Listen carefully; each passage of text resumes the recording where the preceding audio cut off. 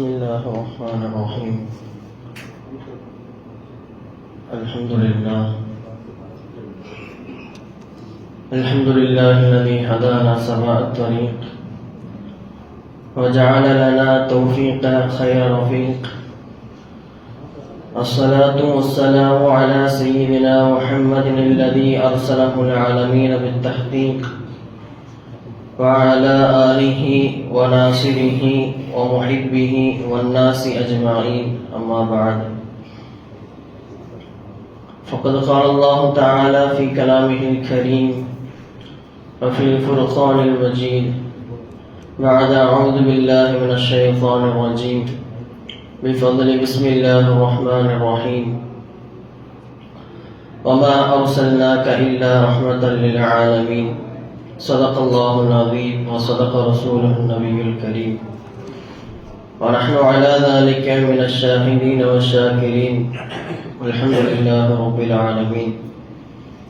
புகழனைத்தும் நம்மை படைத்து பரிபாலித்து பாதுகாத்து வருகிற ஏக வல்லோன் அல்லாஹ் ஒருவனுக்கே உரித்தாகுக. சாந்தியும் சமாதானமும் சர்தார் ஆலம் ரசூல் அக்ரம் ஸல்லல்லாஹு அலைஹி வஸல்லம் அவர்களின் மீதும் அவர்களை பின்பற்றி வாழ்ந்து மறைந்த உத்தம சத்திய சஹாபாக்கள், தாபிஈன்கள், தபா தாபிஈன்கள், குறிப்பாக நாம் நம்முடைய குடும்பத்தார்கள், உலக முஸ்லிமான ஆண் பெண் அனைவரின் மீதும் என்றென்றும் நின்று நிலவட்டுமாகிற ஆமீன். இன்றைக்கு சமுதாயத்தில் திரையில நடனமாடக்கூடிய ஒரு நடிகனின் பெயரை சொன்னால் அவனின் பெயர் என்ன, அவரின் வயது என்ன, அவன் மனைவி பெயர் என்ன, அவன் குழந்தைகளின் பெயர் என்ன, அவன் குழந்தைகள் என்ன வேலை செய்யறாங்க என்பது முதற்கொண்டு அவர்களினுடைய மொத்த வாழ்க்கையினுடைய அந்த பட்டியலையும் அவர்கள் வாழ்க்கையில நடக்கிற அன்றாட செய்திகளையும் தெரிந்து வைத்திருக்கிற இந்த சமூகம் இஸ்லாம் என்கிற உன்னதமான மார்க்கத்தை நமக்கு எத்தி வைத்து அருள்மறையாம் அல் குர்ஆனை அல்லாஹ் ரப்பல் ஆலமீன் இடத்திலிருந்து பெற்று தந்து உலகத்திலே எத்துணை துறைகள் இருக்கிறதோ அப்படி எல்லா துறைகளிலும் இந்த சமுதாயத்திற்கு முன்மாதிரியாக இருந்து அரசியலில், ஆன்மீகத்தில், அதிகாரத்தில், வியாபாரத்தில், தொழில்துறையில், இப்படி குடும்பவியல் என்று என்னென்ன துறைகள் எல்லாம் இருக்கிறதோ உலகத்திலே அத்துணை துறைகளிலும் இந்த சமூகத்திற்கு முன்மாதிரியாக இருந்து அதோடு முடிந்து விடாமல் நாளை மறுமையிலும் இந்த சமுதாயத்திற்காக வேண்டி அல்லாஹ்விடத்தில் ஷஃபாஅத் செய்யக்கூடிய அந்த அண்ணலம் பெருமான் ஸல்லல்லாஹு அலைஹி வஸல்லம் அவர்களை குறித்து நம்முடைய சமூகம் இன்றைக்கு தெரிந்து வைத்திருப்பதில்லை.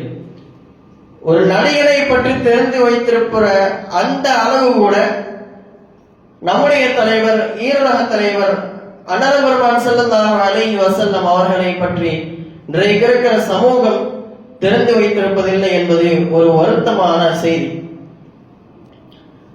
ஆனால் நாம் நபி ஸல்லல்லாஹு அலைஹி வஸல்லம் அவர்களுடைய வாழ்க்கையை, அவர்களின் வாழ்க்கை வரலாறுகளை, அவர்கள் எதிர்கொண்ட சோதனைகளை, அவர்கள் இந்த சமுதாயத்திற்காக செய்த தியாகங்களை எல்லாம் தெரிந்து கொள்ள வேண்டியது ஒவ்வொரு முஸ்லிமின் மீதும் கடமை. நபி ஸல்லல்லாஹு அலைஹி வஸல்லம் அவர்களுடைய வாழ்க்கையினுடைய வரலாறுகளை தான் நாம் இனி வரக்கூடிய 4 ஜுமாக்களில், இதோடு சேர்த்து 4 ஜுமாக்களையும் தொடர்ந்து நாம் பார்க்க போகிறோம். இன்றைக்கு நபி ஸல்லல்லாஹு அலைஹி வஸல்லம் அவருடைய பிறப்பிலிருந்து துவங்குவோம். நபி ஸல்லல்லாஹு அலைஹி வஸல்லம் அவர்கள் கிபி 1701 ஏப்ரல் மாதம் 20ஆம் தேதி ரபியுல் அவ்வல் பிறை 9 திங்கட்கிழமை என்று பிறக்கிறார்கள். ரபியுல் அவ்வல் 12 சொல்லியும் சில உலமாக்களுடைய கருத்து இருக்கிறது. ஆதாரங்களின் அடிப்படையில ரபியுல் அவ்வல் 9 என்பது தேர்வு செய்யப்பட்டு ரபியுல் அவ்வல் 9ஆம் நாள் திங்கட்கிழமை நபி ஸல்லல்லாஹு அலைஹி வஸல்லம் அவர்கள் ஆமினா அப்துல்லா என்கிற அந்த தம்பதிக்கு மக்கமா நகரத்தில் பிறக்கிறார்கள். அப்படி நபி ஸல்லல்லாஹு அலைஹி வஸல்லம் அவர்கள் பிறந்த பின்னால் அவர்களுடைய பாட்டனார் அப்துல் முத்தலிப் அவர்கள் நபி அவர்கள் பிறக்கிற பொழுதே தந்தையை இழந்த நிலையில பிறக்கிறார்கள். நபி அவங்க பிறக்கும் பொழுது பிறப்பதற்கு முன்னாடி அவருடைய தந்தை வஃபாத்தாகி விட்டார்கள். அப்ப நபி ஸல்லல்லாஹு அலைஹி வஸல்லம் அவங்க பிறந்த செய்தியை கேட்ட உடனே அவருடைய பாட்டனார் அப்துல் முத்தலிப் அவர்கள் நபி அவர்களை தூக்கி காபாவுக்கு முன்னால் சென்று நின்று இந்த குழந்தைக்கு முஹம்மது என்று பெயர் வைக்கிறார்கள். உலகத்திலே அதுவரைக்கும் இந்த முஹம்மது என்கிற பெயர் மிக சொற்ப நபர்களுக்கு மட்டும்தான் வைக்கப்பட்டிருந்தது. அப்படி உலகத்துல அட்ரஸே இல்லாம இருந்த அந்த முஹம்மது என்கிற பெயரை என்றைக்கு அந்த குழந்தைக்கு அப்துல் முத்தலிப் அவர்கள் சூட்டினார்களோ அன்றைக்கு துவங்கியது இந்த பெயர் இன்றைக்கு உலகத்திலேயே அதிகமாக வைக்கப்படுகிற கிண்ண சாதனை படைத்த பெயராக இந்த முஹம்மது என்கிற பெயர் திகழ்ந்து கொண்டிருக்கிறது. பல பெயரிலேயே இப்பேற்பட்ட ஒரு சிறப்பை ஏற்படுத்தி விட்டார். முஹம்மது என்ற பெயர் வைக்கப்படுகிறது. 7ஆம் நாள் நபி அவர்கள் பிறந்த 7ஆம் நாள் அவர்களுக்கு கத்ரா செய்யப்படுகிறது. பிறகு 1 வாரங்கள் கழித்து அன்றைக்கு இருந்த அரபு மக்களிடத்திலே ஒரு பழக்கம், குழந்தை பிறந்தது என்று சொன்னால் சிட்டியில இருக்கக்கூடிய குழந்தைய கிராமத்திலே இருக்கிற செவிலி தாய்மாரிடத்திலே கொடுத்து பாலூட்ட சொல்லுவாங்க. ஏன்னா சிட்டியில நிறைய நோய்கள் இருக்கும், நோய்கள் தொற்றிக்கொள்ளும். கிராமப்புறங்களிலே இந்த நோய்கள் இதெல்லாம் கம்மியா இருக்கும். அங்க இருக்கக்கூடிய சாப்பாடு, அங்க இருக்கிற பெண்கள் மிக ஆரோக்கியமானவர்களாக இருப்பார்கள். அந்த பாலை குடிக்கிற பொழுது குழந்தையும் ஆரோக்கியமாக இருக்கும். அப்படிங்கிறதுனால அன்றைக்கிருந்த அரபு மக்கள் சிட்டியில இருந்து கிராமத்துல இருக்கிற அந்த செவிலி தாய்மார்களிடத்துல குழந்தையை கொடுத்து பாலூட்ட சொல்லுவாங்க. அந்த மாதிரி நபி ஸல்லல்லாஹு அலைஹி வஸல்லம் பாட்டனார் இந்த குழந்தைக்கு ஒரு பால் குடி தாயை தேடிக்கொண்டிருக்கிற பொழுது சாது கோத்திரத்தை சேர்ந்த ஒரு பெண் ஹலீமத்து ஸஅதிய்யா ரலியல்லாஹு அன்ஹா என்கிற ஒரு பெண், அவங்களோட சேர்ந்த சில தோழிகள், இவங்க எல்லாம் மக்கமா நகரத்துக்கு அவருடைய கிராமத்துல இருந்து வர்றாங்க. இந்த மாதிரி குழந்தையை பால் கொடுப்பதற்கு தத்தெடுப்பதற்கு ஆண்டி வர்றாங்க. அப்படி வருகிற பொழுது ஹலீமத்து ஸஅதிய்யா ரலியல்லாஹு அன்ஹா அவங்க ஒரு வயசான கழுதை மேல உட்கார்ந்து வர்றாங்க. அங்க இருக்கிறதுலே அவங்க கழுதைதான் ரொம்ப ஸ்லோவா போகுது.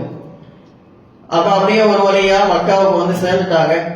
அங்கே வந்த எல்லா பெண்களிடமும் நபி ஸல்லல்லாஹு அலைஹி வஸல்லம் அவர்கள் காட்டப்படுகிறார்கள். ஆனால் அந்த எந்த பெண்களும் நபி ஸல்லல்லாஹு அலைஹி வஸல்லம் அவர்களை ஏற்பதற்கு மறுத்து விட்டார்கள். காரணம், இந்த குழந்தை தந்தை இல்லாத அனாதை குழந்தை, இது நாங்கள் பால் கொடுத்து விட்டு அதற்கான ஊதியத்தை சம்பளத்தை அந்த குழந்தையின் தந்தையிடத்தில் தான் வாங்குவோம். தந்தையே இல்லாத இந்த அனாதை குழந்தையை தத்தெடுத்து விட்டு நாங்க காசுக்கு என்ன பண்றதுன்னு சொல்லி யாருமே அந்த குழந்தை எடுக்கல. பிறகு சாயங்காலம் ஆகுது, வந்தவங்க எல்லாரும் ஒவ்வொரு குழந்தைய பிடிச்சி குழந்தைய எடுத்துக்கிட்டு ஊருக்கு கிளம்ப ஆரம்பிக்கிறாங்க. அதாவது ஹலீமத்து ஸஅதிய்யா ரலியல்லாஹு அன்ஹா அவங்களுக்கு மட்டும் குழந்தையே கிடைக்கல. இவ்வளவு தூரம் வந்துட்டு வெறுங்கையோட திரும்பி போறதா, சரி அந்த அனாதை குழந்தையே நாம் தத்தெடுப்போம் என்று அதற்கு ஹலீமத்து ஸஅதிய்யா ரலியல்லாஹு அன்ஹா அவர்கள் கணவரிடத்தில் கேட்கிறார்கள். கணவரும் அனுமதி தருகிறார். பிறகு அந்த குழந்தையை ஹலீமா ரலியல்லாஹு அன்ஹா அவர்கள் எடுத்துக்கொண்டு ஊருக்கு புறப்படுகிறார்கள். போற வழியில ஒரு இடத்துல தங்குறாங்க. அதுவரைக்கும் ஹலீமா ரலியல்லாஹு அன்ஹா அவர்களுக்கு அவருடைய மார்பிட பால் இல்லை. அவங்களுக்கு ஒரு குழந்தை இருந்தது. அந்த குழந்தை இரவெல்லாம் பசியால் அழுது கொண்டிருக்கிறது. அந்த குழந்தையின் பசியை தீர்ப்பதற்கு அவர்களின் மார்பில் பால் இல்லை. அவர்கள் ஒரு வயதான பெண் ஒட்டகை வைத்திருக்கிறார்கள். அந்த ஒட்டகையிலையும் பால் இல்லை. அதனுடைய மடுவெல்லாம் ஒட்டி போய் கிடக்கு. ஒட்டகத்திலையும் பால் இல்லை, இவங்ககிட்டையும் பால் இல்லை. அப்படி இருந்த சூழலில் தான் இவங்க நபி அவர்களை தத்தெடுத்து கொண்டு வருகிறார்கள். எப்பொழுது அந்த குழந்தையை இவர்கள் கையில் வாங்கினார்களோ அந்த இடத்தில் அவர்கள் வந்து தங்குகிற பொழுது அதற்கு ஹலீமா ரலியல்லாஹு அன்ஹா அவர்களுக்கு பால் சுரக்க ஆரம்பிக்கிறது. அந்த வயசான பெண் ஒட்டகையின் மடு பாலால் நிரம்புகிறது. நபி ஸல்லல்லாஹு அலைஹி வஸல்லம் அவங்க குழந்தையாக இருக்கிற பொழுது இப்பேற்பட்ட அற்புதங்களை எல்லாம் நிகழ்த்தி காட்டுகிறார். நபி அவர்களும் ஹலீமா அவர்களிடத்திலே பால் குடித்தார்கள். அவர்களுடைய குழந்தை வயிறு நிரம்ப பால் குடித்தது. இந்த அம்மாவும் அவருடைய கணவரும் இந்த ஒட்டகத்தில் இருந்த பாலை கலந்து குடித்தார்கள். பிறகு அங்கிருந்து மறுநாள் காலை ஊருக்கு கிளம்பி போகிற பொழுது வரும்போது எந்த கழுதையில வந்தாங்களோ அதே கழுதையில போகும்போது போறாங்க. வரும்பொழுது எல்லா கழுதைகளை விடவும் எல்லாருடைய வாகனத்தை விடவும் இவனுடைய வாகனம் ரொம்ப ஸ்லோவா போச்சு. போகும் பொழுது இவங்க வாகனம் தான் ஃபர்ஸ்டா போகுது.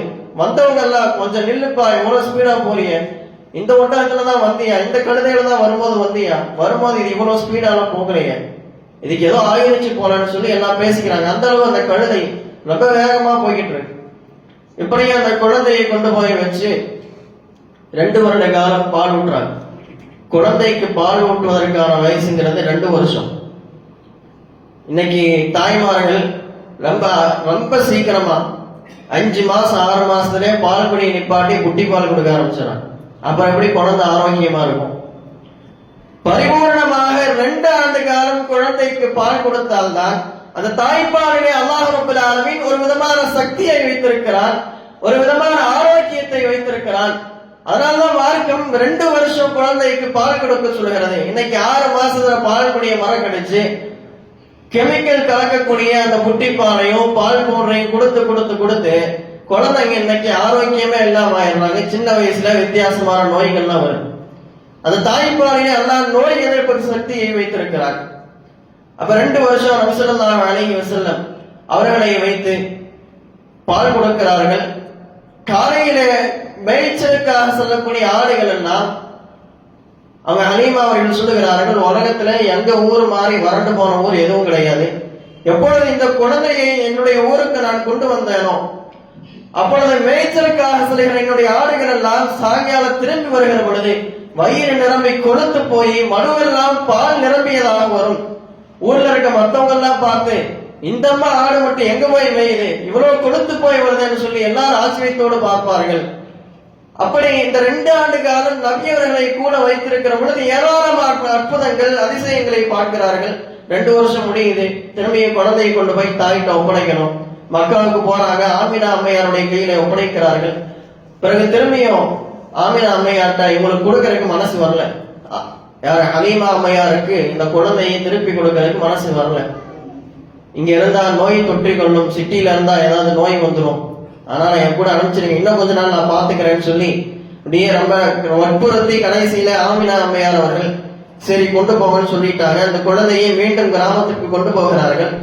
அங்கே சிறுவர்களோடு விளையாடி கொண்டிருக்கிற பொழுது ஒரு நாள் ஹஜ்ரத் ஜிப்ரீல் அலைஹிஸ்ஸலாம் அவர்கள் வருகிறார்கள். நபி ஸல்லல்லாஹு அலைஹி வஸல்லம் அவர்களை மயக்கமுறை செய்து அவர்களின் நெஞ்சை பிளந்து அவர்களுடைய நெஞ்சிலே இதயத்திலே ஒட்டி இருந்த ஒரு துண்டை தூக்கி எறிந்து விட்டு ஹாலா ஹது ஷைத்தான் மின்க, இதுதான் உங்களிடத்தில் இருக்கிற ஷைத்தானுடைய துண்டு என்று, ஷைத்தானுடைய பங்கு என்று அதை தூக்கி வீசிவிட்டு தங்க தட்டிலே வைத்து நபியவருடைய அந்த இதயத்தை ஜம்சம் நீரால் கழுவி மீண்டும் அதை அவருடைய இதயத்திலே நெஞ்சிலே பதிக்கிறார்கள். இதையெல்லாம் சுத்தி நின்று பார்த்துட்டு இருந்த அந்த சின்ன பசங்க எல்லாம் உடனே ஹலீமா அம்மையார் இடத்துல ஓடி போய் முஹம்மது கொலை செய்யப்பட்டு விட்டார் என்று சொன்ன உடனே எல்லாம் பதறி போய் ஓடி வர்றாங்க. வந்து பார்த்தா நபி ஸல்லல்லாஹு அலைஹி வஸல்லம் நிலைமை மாறி போயிருக்கு. அப்புறமா தாயிட்ட போய் பிள்ளைய ஒப்படைக்கணுமே, நம்ம பதில் சொல்லி ஆகணுமேன்னு சொல்லி ஹலீமா அம்மையார் உடனே அந்த குழந்தையை கொண்டு போய் அவருடைய தாயார் ஆமினா அம்மையார் இடத்துல ஒப்படைக்கிறார்கள். ஆமினா அம்மையார் 6 வருட காலம் 6 வயசு வரைக்கும் நபி ஸல்லல்லாஹு அலைஹி வஸல்லம் தாயார் இடத்திலே வளர்கிறார்கள். பிறகு நபியருடைய தந்தையான ஆமினா அம்மையாரின் கணவரான அப்துல்லா அவர்கள் மதீனாவிலே அடக்கம் செய்யப்பட்டிருக்கிறார்கள். அவர்களை ஜியாரத் செய்ய வேண்டும் என்ற நோக்கத்தில் ஹஜ்ரத் ஆமினா அம்மையார் அவர்கள் இங்கிருந்து மக்காவிலிருந்து கிளம்பி தங்களுடைய மகனையும் மகனாரையும் கூட்டிக் கொண்டு அவருடைய பொறுப்பாளர் அப்துல் முத்தலிப் அவர்களையும் கூட்டிக் கொண்டு உம்மு ஐமன் என்கிற பணிவிடையை செய்யக்கூடிய அந்த பணியை கூட்டிட்டு 500 கிலோமீட்டர் தூரத்தில் இருக்கிற மதீனாவிற்கு பயணம் செய்து செல்கிறார்கள். மதீனாவுக்கு போய் அங்க ஒரு மாசம் இருக்கிறார்கள்.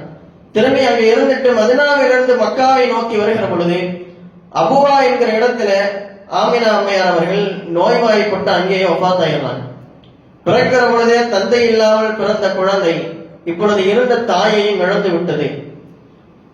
அப்புறம் அந்த குழந்தையை பாட்டனார் அப்துல் முத்தலிப் அவர்கள் எடுத்து வளர்க்கிறார்கள். ரொம்ப பாசத்தோடு வளர்க்கிறார்கள். அவங்களுக்கு 8 வயசு ஆகும் பொழுது பாட்டனாரும் வஃபாத் ஆயிடுறாங்க. தாயும் இல்ல, தந்தையும் இல்ல, இதுவரைக்கும் எடுத்து வளர்த்த பாட்டனாரும் இல்ல. சரி, அதுக்கப்புறமா அப்துல் முத்தலிப் அவர்கள் அவங்க ஹயாத்தா இருக்கும் பொழுது எனக்கு பின்னால் அபூ தாலிப் இந்த குழந்தையை எடுத்து வளர்த்தால் நன்றாக இருக்கும் என்று ஆசைப்பட்டார்கள். அதற்கிணங்க அபூ தாலிப் அவர்கள் இந்த குழந்தையை எடுத்து வளர்க்கிறார்கள். இந்த குழந்தை வளர்கிறது. தாய் தந்தை எல்லாம் இல்லாத போதிலும் ஒரு ஒழுக்கம் உள்ள குழந்தையாக, மக்களுடைய நம்பிக்கையை பெற்ற குழந்தையாக இந்த குழந்தை வளர்கிறது. இப்படியே வளர்ந்துட்டு இருக்கும் பொழுது சின்ன வயசு ஆடு மேய்க்கிறாங்க. மற்றவர்களை போன்று சிலை வணக்கம், அன்னைக்கு காலத்துல சிலை வணக்கம் அப்படிங்கிறது ரொம்ப அதிகமாக இருந்தது. அன்றைக்கு இருந்த அரபு மக்களிடத்துல அநியாயம், திருட்டு, கொள்ளை, விபச்சாரம் சொல்லி என்னென்ன பாவங்கள் எல்லாம் இருக்கிறதோ அந்த எல்லா பாவங்களும் நிறைந்ததாக அந்த அரபு உலகம் இருந்தது. அப்பேற்பட்ட அரபு உலகத்தை தான் அல்லாஹ் ரப்பல் ஆலமீன் இப்பேற்பட்ட ஒரு சிறந்த குழந்தை பிறக்கும் இடமாக அல்லாஹ் ரப்பல் ஆலமீன் தேர்ந்தெடுத்தான். இந்த அரபு குலத்திலே குறைஷி வம்சத்திலே பனு ஹாஷிம் குடும்பத்தை எல்லாம் தேர்ந்தெடுத்து அந்த கூட்டத்தில் அந்த குடும்பத்தில் தான் அல்லாஹ் நபி அவர்களை பிறக்க செய்தான். அப்படி அநியாயங்களும் அக்கிரமங்களும் சிலை வணக்கங்களும் நிரம்பி கிடந்த அந்த மக்கமா நகரிலே பிறந்த ரசூலுல்லாஹி ஸல்லல்லாஹு அலைஹி வஸல்லம் அவர்கள் தாய் தந்தை இல்லாத போதிலும் மிக ஒழுக்கமுள்ள குழந்தையாக வளர்கிறார்கள், ஆடு மேய்க்கிறார்கள். உலகத்திலே வந்த ஏராளமான நபிமார்கள், எல்லா நபிமார்களையும் அல்லாஹ் ரப்பல் ஆலமீன் ஆடு மேய்க்க வைத்தான். ஏன் ஆடு மேய்க்க வச்சா அப்படின்னு சொல்லி சொன்னா, ஆடு மேய்க்கிறதுங்கிறது நம்ம சாதாரணமா நினைக்கிறோம். படிக்க மாட்டேன்னு சொல்றானா போய் ஆடு மாடு மேய் அப்படின்னு சொல்றோம். இது சொல்றதுக்கு நம்ம ஈஸி. உண்மையிலே ஆடு மேய்க்கிறவங்க கேட்டு பார்த்தா தெரியும் அது எவ்வளவு கஷ்டங்க. ஆடு மேய்க்கிறது சாதாரணமான விஷயம் அல்ல. வீட்டுல இருந்து ஆடை கூட்டிட்டு போறோம் அப்படின்னா ஒரு ஆடு இங்க லெப்ட்ல போகும், இன்னொரு ஆடு ரைட்ல போகும், இன்னொரு ஆடு வரும்போது பின்னாடியே நின்னுக்கும். இது ஒன்றையும் போய் அந்த ஆடு மேய்ப்பாளர் அதை போய் இங்கிட்ட தட்டி கூட்டத்துல கொண்டு வந்து சேர்க்கணும். அதை கொண்டு வந்து சேர்த்தா இந்த பக்கம் ஒரு ஆடு இங்கிட்டு போகும், அது திரும்பி அதை அடைச்சு கொண்டு வந்து இங்க கூட்டத்தில் சேர்த்தா 4 ஆடு பின்னாடி போயிடும். இப்படி அந்த ஆடை வீட்டிலிருந்து மேய்ச்சல் இடத்திற்கு பக்குவமாக கூட்டிட்டு வரணும். இது அவ்வளவு பெரிய வேலை, சிரமமான வேலை ஆடு மேய்க்கிறதுங்கிறது. அல்லாஹ் ஏன் நபிமார்கள் ஆடு மேய்க்க வச்சா அப்படின்னா, நாளைக்கு இந்த நபுவத்துடைய வேலையை நீங்க செய்ய போறீங்க சமுதாயத்துல. அல்லாஹ்னு ஒருத்தர் இருக்கிறான், அல்லாஹ் ஒருவன் தான் இறைவன், நாங்கள் அல்லாஹ்வுடைய தூதர் அப்படின்னு நீங்க அல்லாஹ் இந்த பணியை, மார்க்க பணியை போய் சமுதாயத்துல செய்ய போறீங்க. இப்படி நீங்க மார்க்கத்தை போய் சமுதாயத்துல சொல்லும் போது 10 பேர் உங்களை ஏத்துக்குவான், 90 பேர் உங்களை எதிர்ப்பான். 10 பேர் உங்களை ஏத்துக்குவான், 90 பேர் உங்களை எதிர்ப்பான். இந்த ஆட்டு மந்தையை போல 100 ஆடு இல்ல 90 ஆடு இப்படி போனா 10 ஆடு இந்த பக்கமா போற மாதிரி 10 ஆடு 10 பேர் உங்களை ஏத்துக்கிட்டா 90 பேர் உங்களை எதிர்ப்பார்கள். இதுவெல்லாம் வாழ்க்கையிலே சகஜம். நாம் ஒரு காரியத்தை, நல்ல காரியத்தை செய்கிற பொழுது அதற்கு எதிர்ப்புகள் வருவது சகஜம். நீங்க நுபுவத்துடைய இந்த பணியை செய்கிற பொழுதே மக்கள் காட்டுகிற எதிர்ப்பை எல்லாம் பார்த்து என்னடா மக்கள் இப்படி நம்மளை எதிர்க்கிறாங்களேன்னு கவலைப்பற்றாம இருக்கிறதுக்காக வேண்டி எல்லா நபிமார்களையும் அல்லாஹ் ஆடு மேய்க்க வைத்து அவர்களை பக்குவப்படுத்தினார். நபி ஸல்லல்லாஹு அலைஹி வஸல்லம் அவர்கள் ஒரு குறிப்பிட்ட காலம் வரைக்கும் ஆடு மேய்க்கிறார்கள். அதற்கு பின்னால் ஒருவரோடு சேர்ந்து வியாபாரம் செய்யலாம்னு சொல்லி வியாபாரத்தை தொடங்கி வியாபாரம் செஞ்சுட்டு இருக்கிறாங்க. அப்படியே ரொம்ப நம்பிக்கையோடும் உண்மைத்தன்மையோடும் அவர்கள் வியாபாரம் செய்கிறார்கள். அப்படி வியாபாரம் செய்கிற பொழுது அப்ப மக்காவில் இருந்த ஒரு செல்வ ஸ்ரீமாட்டி ஹஜ்ரத் ஹதீஜா ரலியல்லாஹு அன்ஹா அவர்கள், அவங்க பெரிய செல்வந்த பெண், வியாபாரி. அவங்களுடைய வேலை என்னன்னா, வியாபார சரக்குகளை யாராவது பணியாள்கிட்ட கொடுத்து நீங்க போய் வித்துட்டு வந்தா லாபத்துல உங்களுக்கு ஒரு பங்கு தரேன்னு சொல்லி அந்த மாதிரி வியாபாரம் செய்யறவங்க. நபி ஸல்லல்லாஹு அலைஹி வஸல்லம் அவர்கள் இப்படி நேர்மையோடு உண்மைத்தன்மையோடு வியாபாரம் செய்வதை கேள்விப்பட்ட அவர்கள் நபியவர்களை வரவழைத்து, நான் உங்களுக்கு சில பொருட்களை எல்லாம் தர்றேன், அதை போய் ஷாம் தேசத்திலே நீங்கள் வித்துட்டு வாங்கன்னு சொல்லி மைசரா என்கிற தம்முடைய அடிமையோடு அனுப்பி வைக்கிறார்கள்.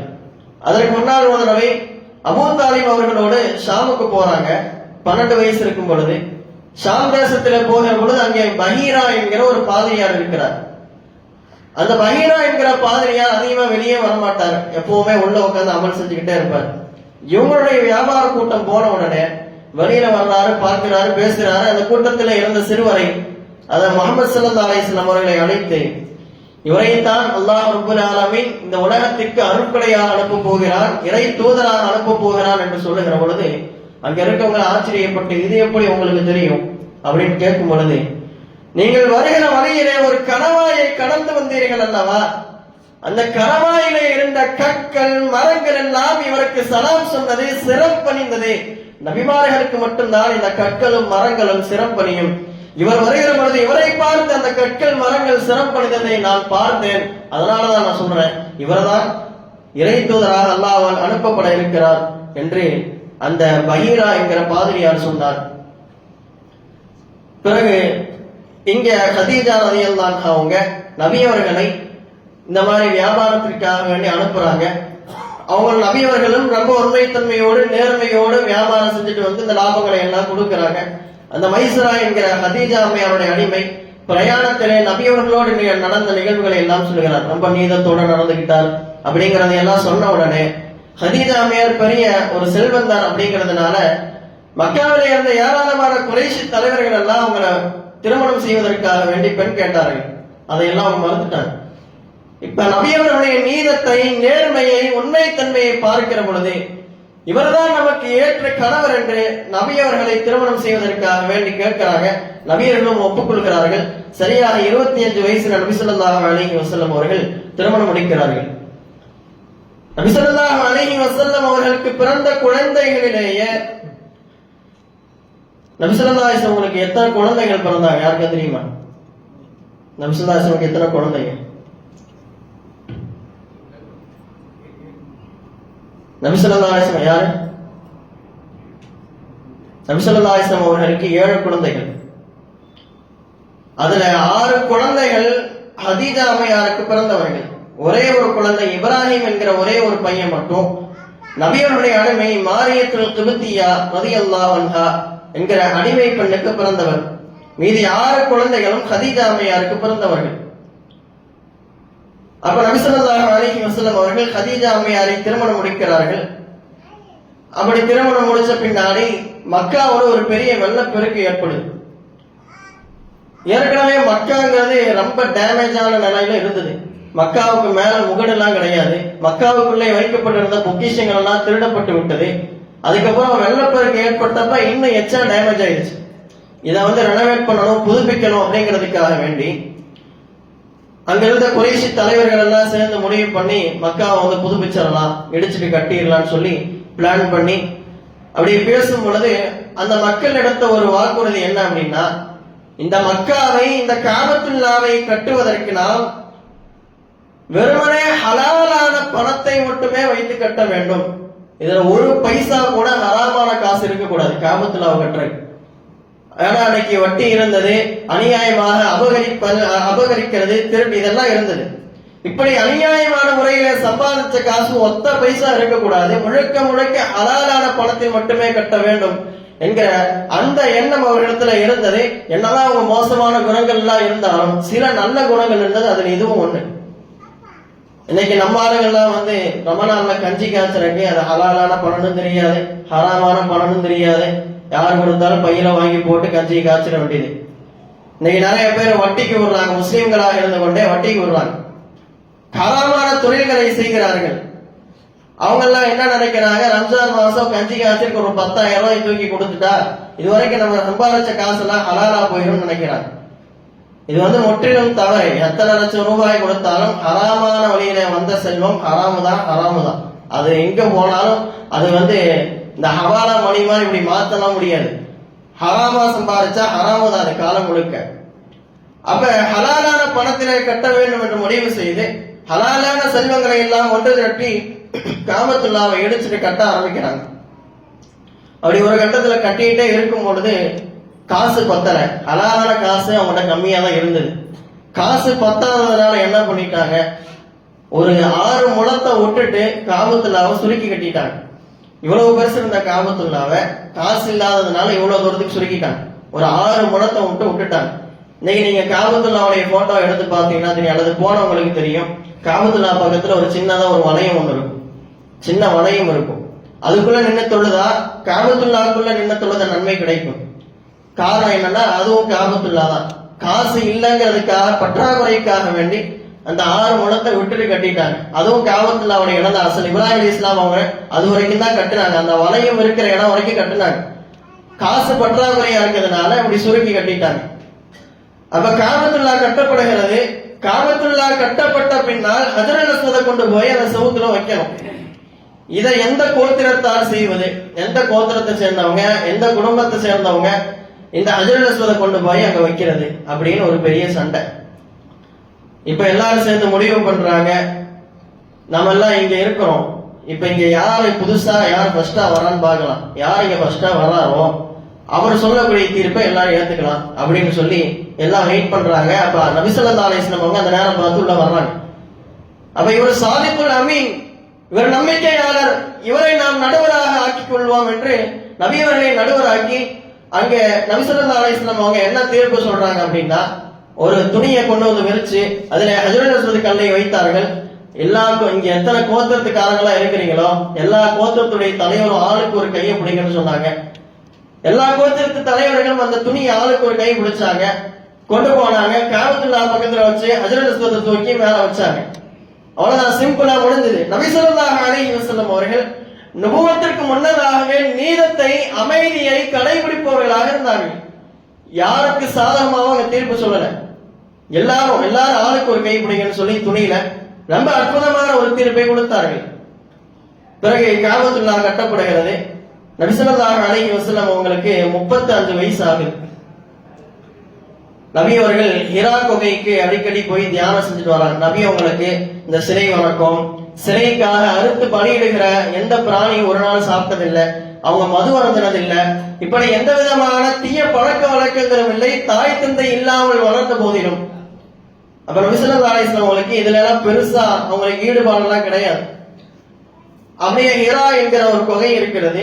நூர் மலை அப்படின்னு சொல்லி ஒரு மலை இருக்கு, ஹஜ் உம்ராக்கு போனா பார்க்கலாம். அந்த நூர் மலையில இருக்கிற ஹிரா குகையில நபி ஸல்லல்லாஹு அலைஹி வஸல்லம் அவங்க போய் தனியா உட்காருவாங்க, தியானம் செய்வாங்க. இப்படியே காலங்கள் கிடக்குது. ஒரு 3 வருட காலம் ரமலான் மாசம் ஃபுல்லா போய் அங்கதான் இருப்பாங்க. சத்து மாவையும் தண்ணீரையும் எடுத்துக்கொண்டு போய் உட்கார்ந்துட்டு சாப்பாடு தீர்ந்தா மட்டும் வீட்டுக்கு வருவாங்க, எடுத்துட்டு போயிடுவாங்க. இப்படியே நடக்குது. ரமலான் மாசம் 3வது வருஷம் ரமலான் மாசம் நபி ஸல்லல்லாஹு அலைஹி வஸல்லம் அவர்கள் அல்லாஹ் தஆலா குர்ஆனிலே சொல்கிறான், வமா அர்ஸல்னாக இல்லா ரஹ்மத்தல் லில் ஆலமீன், நபியே நாயகமே உம்மை நாம் இந்த அகிலத்தாருக்கு அருட்கொடையாகவே அனுப்பி இருக்கிறோம் என்று சொல்கிறான். அல்லாஹ் தன்னுடைய அருட்கொடையை இந்த சமுதாயத்தின் மீது பொழிவதற்கான நேரம் வந்தது. 3வது வருடம் ரமலான் மாசம் 21ஆம் பிறையில ஜிப்ரீல் அலைஹிஸ்ஸலாம் அவர்கள் ஹிரா குகைக்கு வருகிறார்கள். ஹிராவிற்கு வந்த ஜிப்ரீல் அலைஹிஸ்ஸலாம் நபி அவர்களை பார்த்து இக்ரா என்று சொன்னார்கள். மா அன பிகாரின், எனக்கு ஓத தெரியாது நபி ஸல்லல்லாஹு அலைஹி வஸல்லம் சொல்ல. ஜிப்ரீல் அலைஹிஸ்ஸலாம் நபிகளாரை மூச்சு அடக்கிற வரைக்கும் கட்டி பிடிச்சு திரும்பி விட்டுட்டு இக்ரா அப்படின்னாங்க. மா அன பிகாரின், எனக்கு ஓத தெரியாது. திரும்பி ஜிப்ரீல் அலைஹிஸ்ஸலாம் நபி அவர்களை மூச்சு முற்ற அளவுக்கு கட்டி பிடிச்சாங்க, திரும்பி விட்டாங்க. இக்ரா அப்படின்னாங்க. மா அன பிகாரின், எனக்கு ஓத தெரியாது. இப்படியே 3 முறை செஞ்ச பின்னாடி ஜிப்ரீல் அலைஹிஸ்ஸலாம் ஓத ஆரம்பிச்சாங்க. இக்ரா பிஸ்மி ரப்பிக்கல் லதீ خلق خلق الانسان من علق اقرأ وربك الأكرم الذي علم بالقلم علم الانسان ما لم يعلم. இந்த 5 வசனங்களை அல்லாஹ் ரப்பல் ஆலமீன் முதலாக இறக்கி வைத்தான். இங்கிருந்து துவங்கியதே நபுவத்துடைய பணி. பிறகு சில நாட்களாக கொஞ்ச நாளா வஹியே வரவே இல்லை. நபி ஸல்லல்லாஹு அலைஹி வஸல்லம் அவங்க உடனே இந்த வஹி வந்த உடனே அங்கிருந்து கிளம்பி வீட்டுக்கு வர்றாங்க. மனைவி ஹதீஜா அம்மையார் இடத்துல ஜம்மீலூனி என்னை போர்த்துங்கள் என்று நடுநடுங்கி பயத்தோடு சொல்லுகிறார்கள். ஹதீஜா அம்மையார் அவர்களை போர்வையால் போர்த்துகிறார்கள். அப்புறம் என்ன நடந்துச்சுன்னு சொல்லி கேட்கிற பொழுது, இந்த மாதிரி நான் இருந்தேன், ஒரு பெரிய உருவம் வந்தது, இப்படி எல்லாம் சொன்னாங்கன்னு சொல்லி நடந்ததை எல்லாம் சொன்ன உடனே ஹதீஜா அம்மையார் தன்னுடைய சிச்சா மகன் வரகத் இப்னு நௌஃபல், அவர் ஒரு இன்ஜில் வேதத்தை கற்ற ஒரு ஆலிம், அவர்கிட்ட கூட்டிட்டு போய் நடந்ததை எல்லாம் சொல்லுகிற பொழுது, உண்மையில் மூசாவிடத்துல எந்த நாமூஸ் வந்தாரோ அதே நாமூஸ் தான் உங்களிடத்திலும் வந்திருக்கிறார். அல்லாஹ் உங்களை இந்த சமூகத்திற்கு இறை தூதராக தேர்ந்தெடுத்திருக்கிறார். உங்களுடைய சமூகம் உங்களை ஊரை விட்டு வெளியேற்றுகிற பொழுது நான் நன்றாக இருந்தேனே, ஆனால் உங்களுக்கு பக்கபலமாக இருப்பேன் என்று சொன்னார். அவர் வயசானவர், கண்ணு தெரியாதவருக்கு. அப்புறம் ஸல்லல்லாஹு ஆச்சரியத்தோடு கேட்டார்கள், என்ன நான் ஓடி ஆடி விளையாண்ட, என்னோட இத்தனை நாளா பழகி என் ஊர் மக்கள் என்னை ஊரை விட்டு வெளியே துரத்துவாங்களா? ஆம், உலகத்திலே இந்த நுபுவத்தை கொண்டு வந்த எந்த நபரையும் அவருடைய சமுதாயத்தார்கள் வெளியேற்றாமல் விட்டு விடுவதில்லை, கண்டிப்பாக உங்களை ஊரை விட்டு வெளியேற்றுவாங்கன்னு சொன்னாங்க. உண்மையிலே அப்படி ஒரு நிகழ்வு நடந்தது. அதை அடுத்த வாரத்துல பார்ப்போம். அப்ப நபி ஸல்லல்லாஹு அலைஹி வஸல்லம் அவங்ககிட்ட இந்த மாதிரி எல்லாம் அவர் சொல்லுகிறார். பிறகு அந்த வரக்கத் இப்னு நௌஃபல் கொஞ்ச நாள்ல மறைஞ்சு போயிடுறார். முதல் வகை வந்த பின்னால் கொஞ்ச நாளா வகை வரவே இல்லை. நபி ஸல்லல்லாஹு அலைஹி வஸல்லம் உங்களுக்கு ரொம்ப மன உளைச்சல். என்னடா வகை வரலையேன்னு ரொம்ப கவலைப்பட்டு ஒரு கட்டத்துல பல தடவை மலையின் உச்சியிலே ஏறி நின்று அங்கிருந்து குதித்து தற்கொலை செய்வதற்கு நபி ஸல்லல்லாஹு அலைஹி வஸல்லம் முயற்சி செய்தார்கள். பல டைம் மலையிலிருந்து குதிச்சு தற்கொலை செஞ்சிடலாம், மன உளைச்சல் தாங்க முடியல. அப்ப நபி ஸல்லல்லாஹு அலைஹி வஸல்லம் அவங்க தற்கொலை செய்ய போகிற பொழுதெல்லாம் ஜிப்ரீல் அலைஹிஸ்ஸலாம் வந்து, முஹம்மதே நீர்தான் அல்லாஹ்வுடைய உண்மையான தூதர், பொறுமையாயிருங்க போங்கன்னு சொல்லி ஆறுதல் சொல்லி திரும்பி அனுப்பி விடுவாங்க. அப்புறம் கொஞ்ச நாள் கழித்து இரண்டாம் முறை வகை வந்தது. நபி ஸல்லல்லாஹு அலைஹி வஸல்லம் ஒரு பள்ளத்தாக்கிலே நடந்து வருகிறார்கள். ஏதோ ஒரு குரல் கேட்கிறது. வலது பக்கத்திலும் பார்த்தா யாரும் இல்லை, எங்கிட்ட பார்த்தா யாரும் இல்லை. மேல அண்ணாந்து பார்த்தா வானத்திற்கும் பூமிக்கும் நடுவிலே ஒரு பெரும் நாட்காலியிலே ஒரு பெரிய உருவம் உட்கார்ந்து இருக்கிறது. ஜிப்ரீல் அலைஹிஸ்ஸலாம் சொன்னார்கள், யா அய்யுஹல் முத்தஸ்ஸிர் கும் ஃபஅன்திர் வரப்பக ஃபகப்பிர் வஸியாபக ஃபதஹிர் வர்ருஜஸ ஃபஹஜுர் வலா தம்னன் தஸ்தக்பிர் வலிரப்பிக ஃபஸ்பிர் என்கிற வசனங்களை சொல்லுகிறார்கள். பிறகு நபி ஸல்லல்லாஹு அலைஹி வஸல்லம் அவர்கள் மீண்டும் நடுநடுங்கி போய் வீட்டில் இருக்கிறார்கள். அதோடு அங்கிருந்து அந்த நுபுவத்துடைய பணி என்பது துவங்குகிறது. இது நபி ஸல்லல்லாஹு அலைஹி வஸல்லம் அவர்களுக்கு முதல் முறை வஹி தரப்படுகிற பொழுது அவங்களுக்கு 40 வயசு 6 மாசம் 12 நாள் சந்திர கணக்கின்படி. சூரிய கணக்குப்படி 39 வயசு 3 மாசம் 20 நாள். நபி ஸல்லல்லாஹு அலைஹி வஸல்லம் அவருடைய நுபுவத்துடைய பணி அங்கிருந்து தான் துவங்குகிறது. அதற்கு பின்னால் உள்ள வாழ்க்கையே, அதற்கு பின்னால் என்ன நடந்தது அப்படிங்கறதை எல்லாம் இன்ஷா அல்லாஹ் அடுத்த வாரத்திலே நாம் தெரிந்து கொள்வோம். இதுவரைக்கும் நுபுவத்து கொடுக்கப்பட்டதோடு நபி அவர்கள் அனுபவித்த அந்த சோதனைகள் எல்லாம் நின்று விட்டதா? தந்தை இல்லாமல் பிறந்தார்கள், தாயை இழந்தார்கள், பாட்டனாரை இழந்தார்கள். இப்படி ஏராளமான இழப்புகளை சிறு வயதிலேயே பார்த்த அந்த குழந்தையினுடைய சோதனைகள் எல்லாம் எங்கேயே முடிஞ்சிருச்சான்னு சொல்லி கேட்டா இதோட முடியல, இதுக்கு தான் கதையை ஆரம்பிக்குது. அப்ப அல்லாஹ் ரப்பல் ஆலமீன் இப்பேற்பட்ட இந்த குழந்தையின் வாழ்க்கையில இன்னும் ஏராளமான சோதனைகள், அதை அடுத்தடுத்து நம்ம பார்ப்போம். இப்ப இந்த மாதிரி நபி ஸல்லல்லாஹு அலைஹி வஸல்லம் அவர்கள் இந்த சமுதாயத்திற்காக ஆற்றிய, இந்த சமூகத்திற்கு செய்த அந்த தியாகங்களை எல்லாம் நாம் தெரிந்து கொள்ள கடமைப்பட்டிருக்கிறோம். வெறுமனே உட்கார்ந்து யா நபி ஸல்லல்லாஹு அலைஹி ஓதனா நபி அவர்களை பிரியப்பட்டவர்களாக நாம் ஆக முடியாது. உண்மையான பிரியம் நபி அவர்களுடைய சுன்னத்தை வெளிப்படுத்துவதிலே, அவர்களின் சுன்னத்தை கடைபிடிப்பதிலே இருக்கிறது. உண்மையை சொல்ல போனா அப்புறம் ஏங்க நீங்க உட்கார்ந்து மௌலித் ஓதுறீங்கன்னு கேட்கலாம். எனக்கு அது ஓதுறது துணி அளவும் விருப்பம் இல்லை. அதுல இருக்கிற வார்த்தைகள் நபி அவர்களை அல்லாஹ்விற்கு நிகராக போற்றப்படுகிற வார்த்தைகள் நிறைய இருக்கு. அஸ்ஸலாமு அலைக்க யா மாஹித் துனூபி, பாவங்களை அழிப்பவரே உங்கள் மீது சலாம் உண்டாகட்டும். யார் பாவங்கள் அழிக்கிறார்? அல்லாஹ்வா ரசூலா? அடுத்த வைத்து கஃபிரு அன்னி துனூபி, என்னுடைய பாவங்களை மன்னிச்சிருங்க. அந்த கஃபாருல் கத்தாயா, நீங்கள் தான் பாவங்களை மன்னிப்பவர் அப்படின்னு பல வரிகள், அல்லாஹ்விற்கு நிகரான பல வரிகள் எல்லாம் இருக்கிறது. இன்னில கஃபாருல் லிமன் தாவ, தௌபா செய்பவர்களின் பாவங்களை நான் மன்னிக்கிறேன் என்று அல்லாஹ் சொல்லுகிறான். இந்த கஃபாருங்கிற வார்த்தையை அல்லாஹ் தனக்கு பயன்படுத்தலாம். இதை போய் மௌலிதுக்கு அதாவது சப்போர்ட் பண்ற அந்த உலமாக்கள்கிட்ட கேட்டா, அரபி இலக்கணத்துல ஒரு வார்த்தைக்கு பல அர்த்தங்கள் இருக்கு. உதாரணமா ஒரு வார்த்தைக்கு 10 அர்த்தம் இருக்குதுன்னா அதுல ஒரு அர்த்தம் தான் அசல் அர்த்தமா இருக்கும், மீதி 9 அர்த்தம் மறைமுகமான அர்த்தமா இருக்கும். இதை யார் எழுதினாலும் தெரியல, இது வரைக்கும் அவர் என்ன நோக்கத்தில் எழுதினாலும் தெரியல. ஆனா யாரோ ஒருத்தவங்க முன்னோர்கள் ஆரம்பிச்சுட்டு வச்சுட்டாங்கிறதுக்காக வேண்டி அதுக்கெல்லாம் ஒண்ணு இப்படி பல வகையில இங்க அந்த அர்த்தம் இல்ல, இப்படி அர்த்தம் சொல்லி பல வகையில இப்படி எல்லாம் சொல்லி முட்டு கொடுத்து அப்படி ஓதணும்னு எந்த அவசியம் கிடையாது. நபி ஸல்லல்லாஹு அலைஹி வஸல்லம் சொன்னாங்க, சமுதாயத்திலே ஒரு பித்அத் தலை தூக்குகிறது என்று சொன்னால் அங்கே ஒரு சுன்னத் அழிந்து போகும் என்று சொன்னார்கள். இன்றைக்கு ஸலவாத் ஓதுகிற சுன்னத் என்பது மறைந்து போய்விட்டது. அல்லாஹ் ஸல்லல்லாஹு அலைஹி வஸல்லம் தஸ்லீமா, நபி அவர்கள் மீது ஸலவாத் சொல்லுகிற அல்லாஹ் சொல்லுகிறான். ஸலவாத்னா என்ன? கைஃப நுஸல்லி அலைக யா ரசூலல்லாஹ், அவங்க மேல நான் எப்படி ஸலவாத் சொல்றதுன்னு சொல்லி நபி ஸல்லல்லாஹு அலைஹி வஸல்லம் அவங்கட்ட சஹாபாக்கள் கேட்கிற பொழுது அல்லாஹும்ம ஸல்லி அலா முஹம்மத் வ அலா அலி முஹம்மத் என்கிற ஸலவாத்தை தான் சொல்லி தந்தார்கள். அந்த ஸலவாத்தை நம்ம எத்தனை பேர் சொல்றோம்? இல்ல நபியோடைய சுன்னத்தையாவது கடைபிடிக்கிறோமா? மௌலித் மஜ்லிஸ்ல உட்கார பெரும்பான்மையான ஆளுகளை தாடி வைக்கிறது அடிப்படை சுன்னத். இங்க இல்ல, நான் எல்லா இடங்களையும் சொல்றேன். தவறுக்கு வச்சபடி மௌலித் ஓதிட்டா நபியை பிரியப்பட்ட ஆயிருமா? அப்ப உண்மையிலே நபி அவர்களின் பிரியம் நமக்கு இருக்கிறது என்று சொன்னால் அவரின் சுன்னத்தை கடைபிடிக்க வேண்டும். இதை ஓதுறதுல நான் இப்பயும் சொல்றேன், எனக்கு துணி அளவு விருப்பம் இல்லை. எல்லாருக்கும் ஓகேன்னா இன்னைக்கு சாயங்காலமே நிப்பாட்டிடலாம். நிப்பாட்டிட்டு ஸலவாத் மஜ்லிஸ் வச்சுக்கலாம். ஸலவாத் ஓதுனா 3 வகையான வெகுமதிகள் இருக்கிறது. ஒரு சலவாத், ஒரே ஒரு முறை சலவாத் ஓதுனா அல்லாஹ் அந்த மனிதன் மீது 10 அருள் புரிகிறான். 10 பாவங்கள் அழிக்கப்பட்டு 10 நன்மைகள் உயர்த்தப்படுகிறது, 10 அந்தஸ்துகள் உயர்த்தப்படுகிறது. அப்போ ஒரு மஜ்லிஸ்ல 10 பேர் இருக்கிறோம் அப்படின்னா சராசரியா மௌலித் ஓதுறதுக்கு அரை மணி நேரம் ஆகுது. அரை மணி நேரத்துல ஒரு ஆள் 150 இருந்து 200 செலவாத்து சொல்லலாம். 10 பேருக்கு 2000 செலவாத்தாச்சு. ஒரு ஆள் 200 செலவாத்துனா இந்த மஜ்லிஸ்ல இருந்து அவர் எந்திரிக்க போகும் பொழுது 2000 பாவங்கள் அழிக்கப்பட்டவரா போவார்.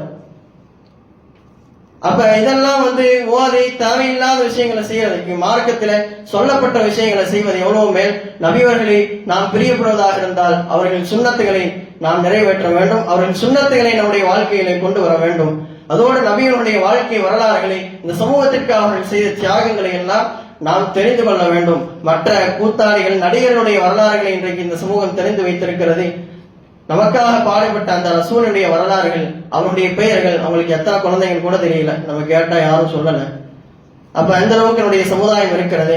அதுக்கெல்லாம் எல்லாரும் தெரிஞ்சுக்கணும் அப்படிங்கிறதுக்காக வேண்டிதான் தொடர்ந்து இந்த 4 ஜும்மால எல்லாத்துக்கும் நபியனுடைய முழு வாழ்க்கை வரலாறை சொல்லணும் அப்படிங்கிறதுக்காக இன்னைக்கு 40 வயசு வரைக்கும் சொல்லியிருக்கோம். இன்ஷா அல்லாஹ் அடுத்தடுத்த வாரங்களில மீதமுள்ள வரலாறுகளை சொல்லுவோம். எல்லாம் நபியுடைய சுன்னத்தை கடைபிடிக்கக்கூடிய தௌஃபீக் தருவானாக. அஸ்ஸலாமு அலைக்கும் வரஹ்மத்துல்லாஹி வபரகாத்துஹு.